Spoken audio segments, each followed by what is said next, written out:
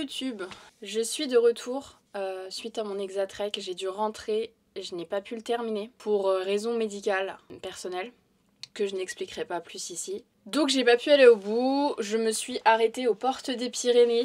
Je me suis arrêtée début de l'étape 5. Dans tous les cas, il aurait fallu que je rentre parce que j'ai le mariage de ma meilleure amie dans une semaine là. Mais bon bref, c'est comme ça, c'est la vie. J'ai fait 1800 km en presque 3 mois et en solo.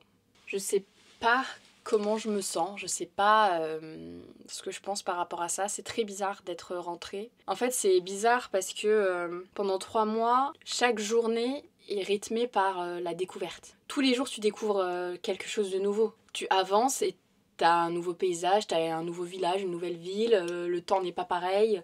Enfin, tu stagnes pas quoi, t'es tout le temps en mouvement, t'es tout le temps en train de découvrir quelque chose. Et du coup, c'est vrai que c'est étrange de revenir à la vie normale. J'ai quand même ce sentiment de travail non accompli, ce sentiment de... Bah voilà quoi, je suis pas allée au bout. Et ça c'est dur, je suis dure avec moi-même par rapport à ça. Mais c'est comme ça. Ça n'enlève pas le fait que je sois quand même fière de moi d'avoir accompli ça. Parce que c'est quand même quelque chose. J'aime pas là parce que j'ai l'impression que je suis hyper mélancolique et tout. Je suis pas allée au bout, oui, mais c'était quand même une expérience incroyable. Enfin, j'ai vécu des choses, mais... Enfin, mon année, elle est déjà tellement remplie. Et je sais pas. Peut-être que tous ceux qui font une grande randonnée de ce type sont dans le même état que moi, là, aujourd'hui. Et savent juste pas poser les mots sur ce qu'ils ressentent. Moi, j'en suis là. Mais sinon, cette vidéo à la base, c'est une petite FAQ concernant mon exa. Je vous ai demandé de me poser des questions sur Insta et sur TikTok. Je crois que j'en ai eu une trentaine, quelque chose comme ça, ce qui est quand même pas mal. Pour la micro-influenceuse que je suis. MDR. Je reviendrai plus en détail de toute façon sur la vidéo qui sortira sur l'exatrek complet, puisque l'exa m'a apporté et ce que ça m'a fait découvrir, parce qu'il y a quand même, j'ai quand même appris des leçons, j'ai quand même... appris sur ma personne et sur les autres aussi, mine de rien. Donc ça sortira incessamment sous peu. On a Léa qui me demande comment gères-tu la logistique? Charge des appareils, eau, etc. Ça c'est une question qu'on m'a beaucoup posée. Que ce soit sur TikTok et aussi sur Insta, quand je racontais aux gens que je faisais l'exatrek, on me disait mais comment tu fais pour ton électronique? Et c'est assez simple, j'avais une batterie externe qui pouvait recharger jusqu'à 3 fois et demi mon téléphone. Pas une batterie solaire, parce que j'en ai une aussi, mais au final je trouvais qu'elle était beaucoup moins performante. Donc ça c'est ma batterie externe que j'utilisais, de la marque Anker. Elle pèse lourd et surtout elle met 3 ans à se recharger, c'est un truc de ouf, hein. Il fallait que je la laisse bien une nuit complète pour qu'elle se recharge en entier. Quand cette batterie n'avait plus de batterie, au final, eh bien, soit tu charges dans les campings dans lesquels tu t'arrêtes, et il y en a quand même pas mal sur l'Exa, soit tu t'arrêtes à un bar, un restaurant ou quoi, un refuge, et tu demandes si tu peux te brancher et tu consommes un petit truc. Mais moi j'ai quand même fait pas mal de nuits à l'hôtel, donc je rechargeais tout mon électronique là-bas. Mais après ça dépend de toi, comment tu voyages. Mais voilà comment moi je faisais en tout cas, c'était camping, hôtel, principalement c'était ça. Pour l'eau, l'application de l'Exatrek est très très complète par rapport à ça. Et te met où sont les sources d'eau, etc. Bah attendez, je vais vous montrer.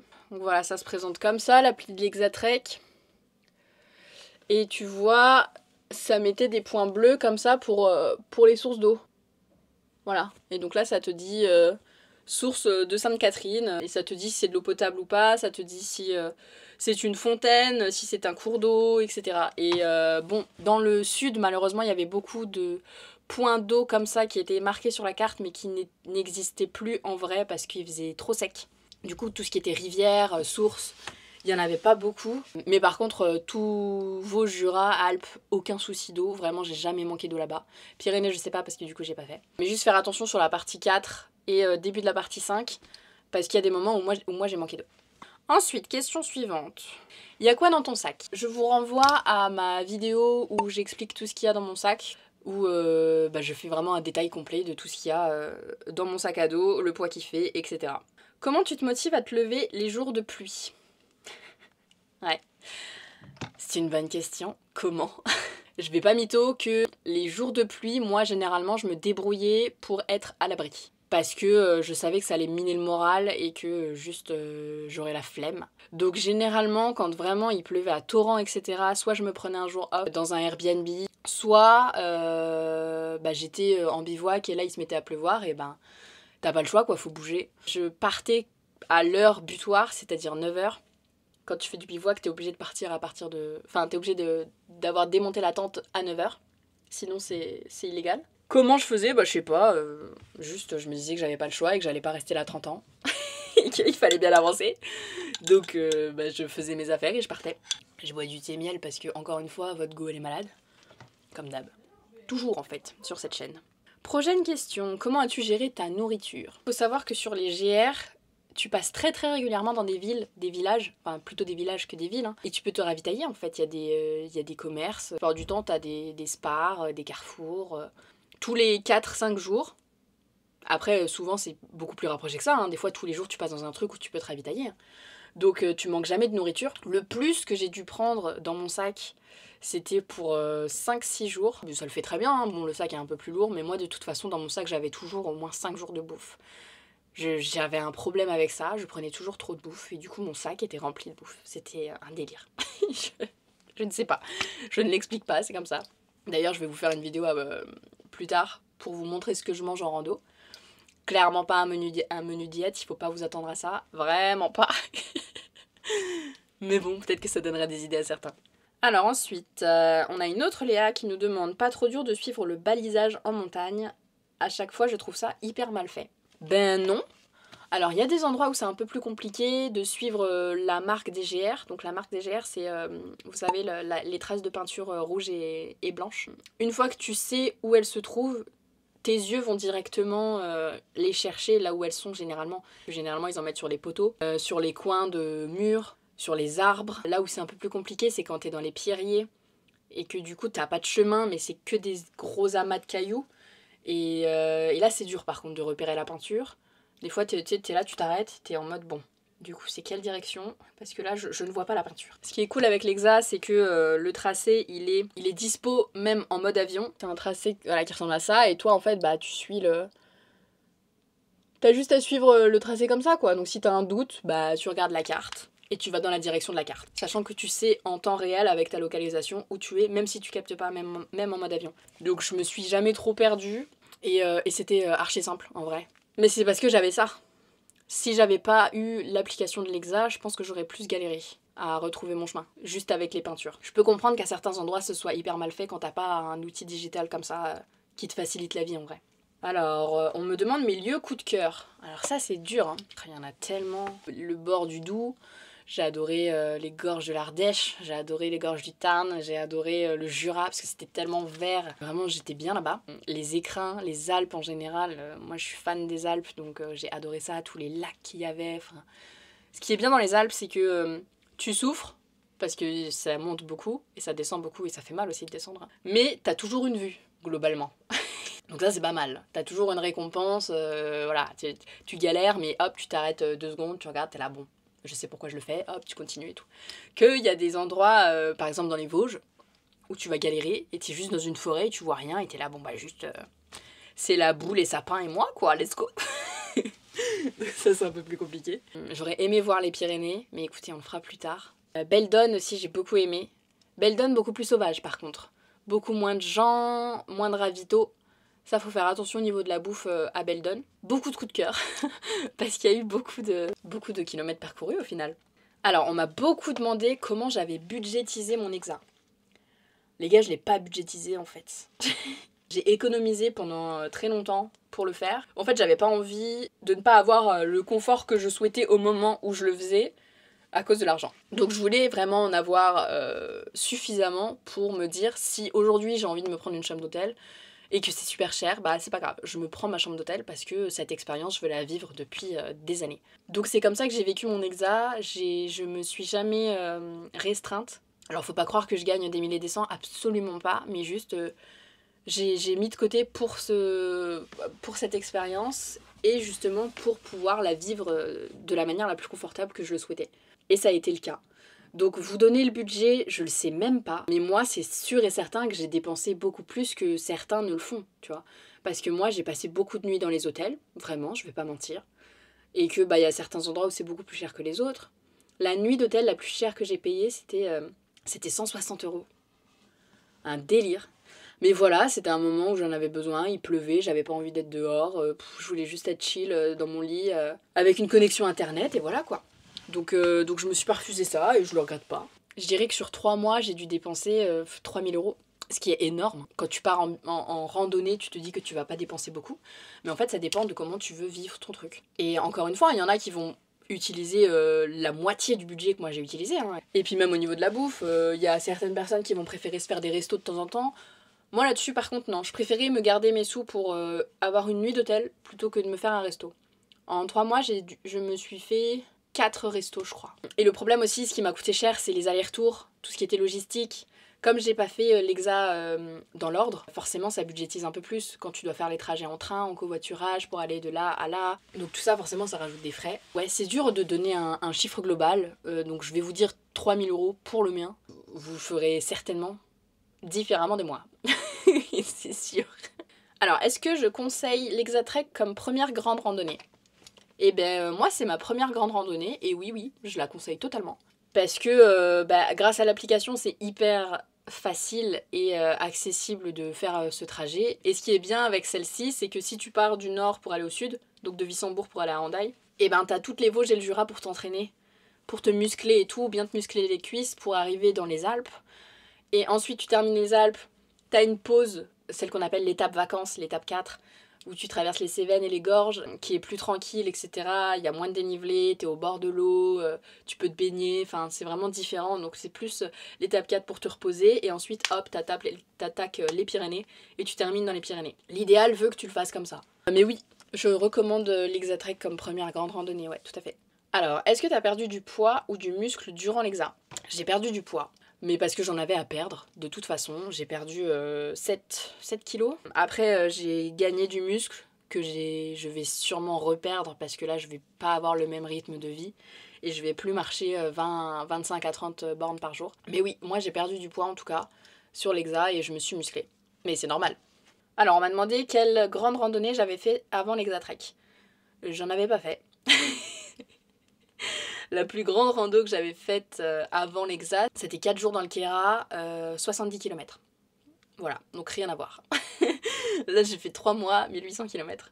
Qu'est-ce qui t'a rendu si triste et si mélancolique à certaines étapes de ton aventure?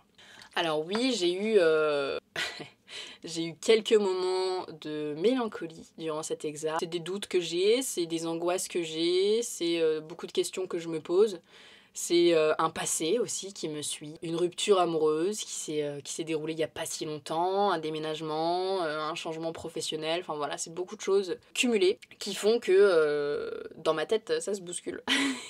Et forcément quand tu marches, t'as rien d'autre à faire que penser et réfléchir.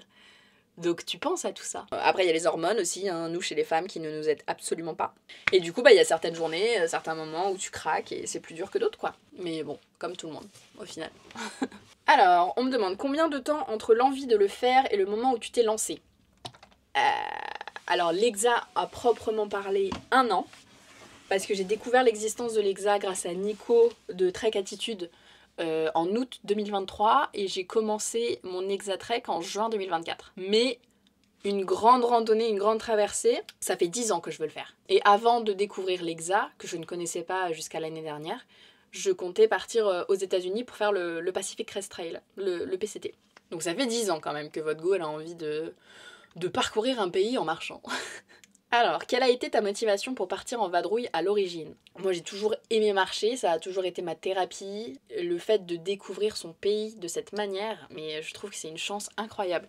Et c'est pas donné à tout le monde, mais tout le monde devrait le faire. C'est vraiment un mode de voyage à ton rythme, où tu fais ce que tu veux. Et c'est fou parce que tes journées sont bercées par aujourd'hui je fais combien de kilomètres, quel temps il fait, est-ce que je vais trouver de l'eau, combien il y a de dénivelé, où est-ce que je dors ce soir. C'est tout. Jour après jour, c'est les seuls problèmes que tu as. C'est tout.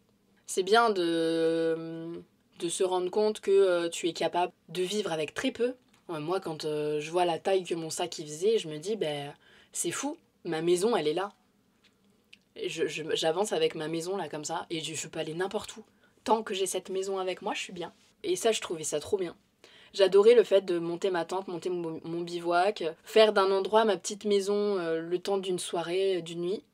Et le lendemain, hop, on remballe et on va découvrir le nouveau spot dans lequel on va dormir la nuit d'après. J'aimais beaucoup cette aventure-là. Je trouvais ça très très cool. Alors, est-ce que j'ai manqué de quelque chose niveau matos?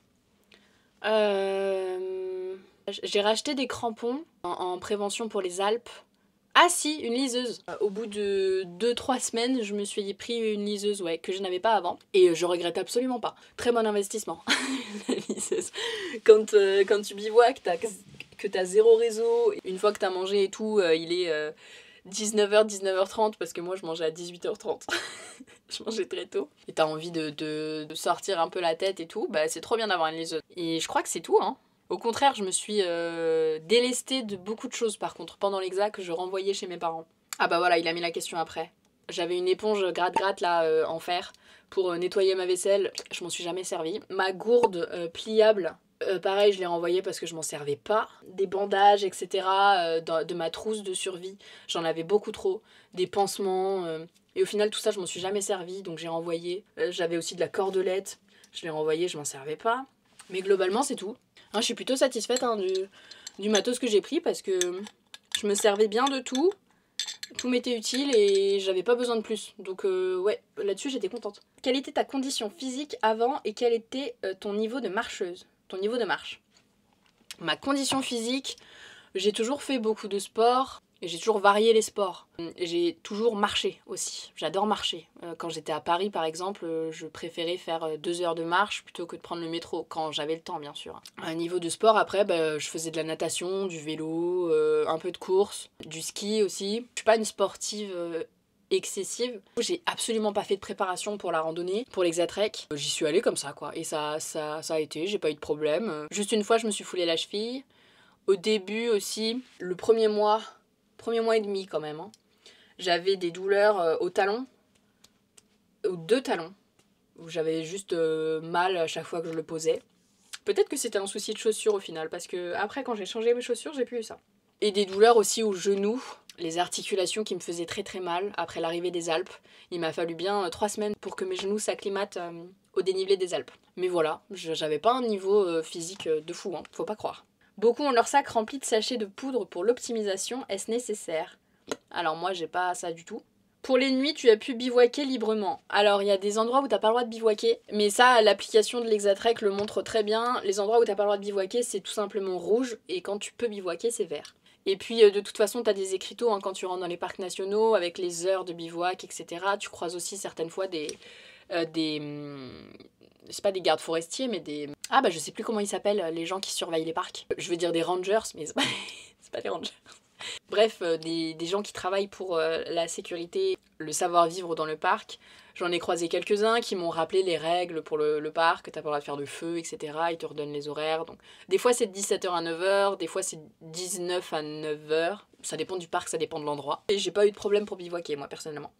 Écoutez, voilà, c'est tout pour cette petite FAQ de retour d'Exatrek. J'espère que j'ai répondu à vos questions et si jamais vous en avez d'autres, n'hésitez pas à les poser en commentaire et j'y répondrai en commentaire, hein, je lis tous les commentaires. C'est une aventure sur laquelle je vais retourner, hein, bien sûr, je vais terminer ce que j'ai commencé. Je sais pas si ce sera l'année prochaine ou celle d'après, ça par contre j'en ai aucune idée, ça va dépendre de ma vie, de ce que je vais faire de ma vie tout simplement. Mais dans cette vie, je terminerai ce que j'ai commencé parce que c'est pas possible de pas découvrir les Pyrénées enfin. Le souci qui a été le mien, c'est que je pensais vraiment que j'allais partager cette expérience avec quelqu'un ou avec un groupe de gens que j'allais rencontrer sur l'Exa et qu'on allait marcher ensemble.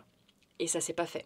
Et ça m'a pesé, la solitude m'a beaucoup pesé. Ça te motive toujours beaucoup plus hein, quand t'as quelqu'un qui marche à côté de toi et qui vit la même chose que toi et qui comprend ta douleur et qui galère autant que toi. C'est très très motivant d'avoir quelqu'un comme ça.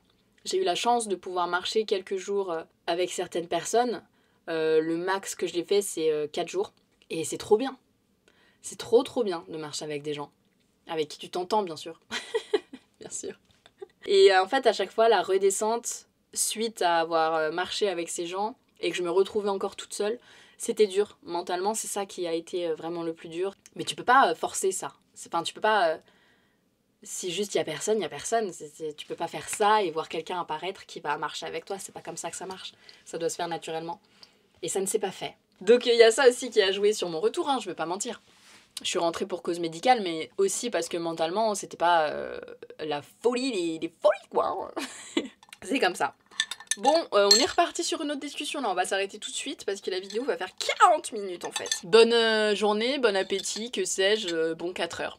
Peut-être, on ne sait pas.